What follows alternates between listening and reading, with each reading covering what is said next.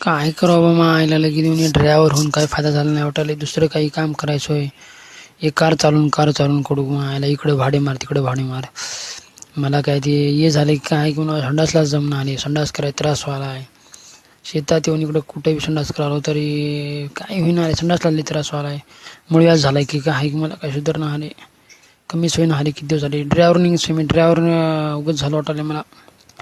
Car चालवून लई दूरचे भाडे मारावलं मी. भाडे बी मला यायले तर आधीच मला त्रास बी व्हायला आहे. मालक म्हणाला आहे जाय भाडे घेऊन. तर मुळव्याधचा त्रास आहे मला.